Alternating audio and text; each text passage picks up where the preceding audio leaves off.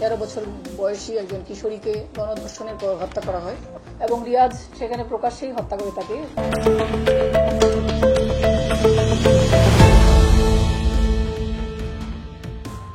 Dhaka metropolitan police Uttara ডিভিশনের রাজধানীর দক্ষিণখানে 13 বছরের এক কিশোরীকে অপহরণের পর পৈশাচিকভাবে গণধর্ষণ করে হত্যার চাঞ্চল্যকর ঘটনার রহস্য উদ্ঘাটন সহ ঘটনায় জড়িত 2 জনকে গ্রেফতার ও ভিকটিমের বস্তাবন্দি লাশ উদ্ধার করেছে ডিএমপির দক্ষিণখান থানা পুলিশ, যেটা তার বাবা গত 16 জানুয়ারি।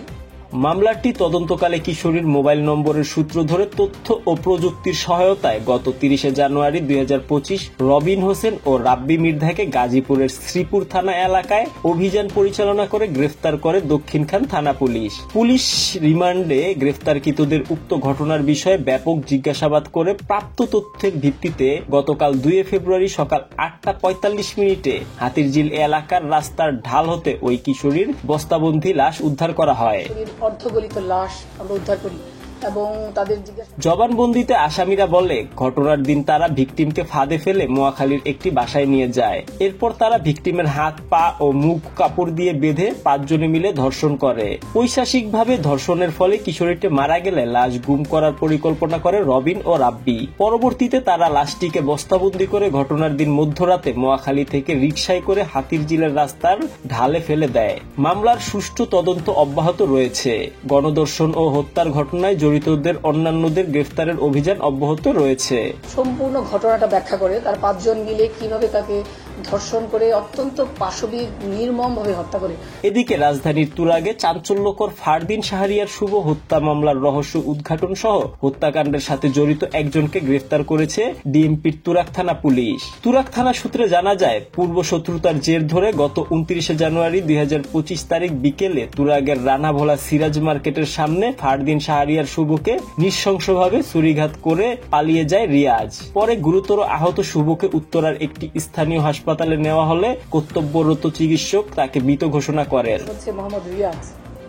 এবং রিয়াজ সেখানে প্রকাশ্যেই মামলাটির তদন্তকালে তথ্য ও প্রযুক্তির সহায়তায় হত্যাকারী রিয়াজের অবস্থান শনাক্ত করা হয়। পরবর্তীতে গতকাল রাতে লক্ষ্মীপুরের জেলার রামগঞ্জ উপজেলার কেথুরি বাজার এলাকায় রামগঞ্জ থানা পুলিশের সহায়তায় অভিযান পরিচালনা করে রিয়াজকে গ্রেফতার করা হয়। ঘটনার দিন সে পূর্ব শত্রুতার জের ধরে ভিকটিম ফারদিন শাহরিয়ার শুভকে ধারালো ছুরি দ্বারা আঘাত করে খুন করেছে মর্মে প্রাথমিক জিজ্ঞাসাবাদে স্বীকার করেছে।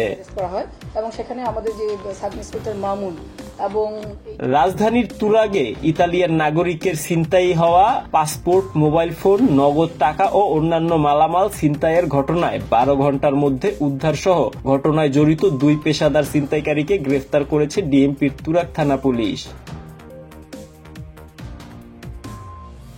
ঘটনাস্থলের আশেপাশে সিসিটিভি ফুটেজ বিশ্লেষণ ও প্রযুক্তির সহায়তায় 12 ঘন্টার মধ্যে ছিনতাইকারীর উবার মোটরসাইকেল চালক মোহাম্মদ খোরশেদ আলমকে শনাক্ত করা হয়। অতঃপর 2 ফেব্রুয়ারি বিকেল 5:15 তুরাগ থানার পাকুড়িয়া হাসুর বটতলা এলাকায় অভিযান পরিচালনা করে খোরশেদকে গ্রেফতার করা হয়।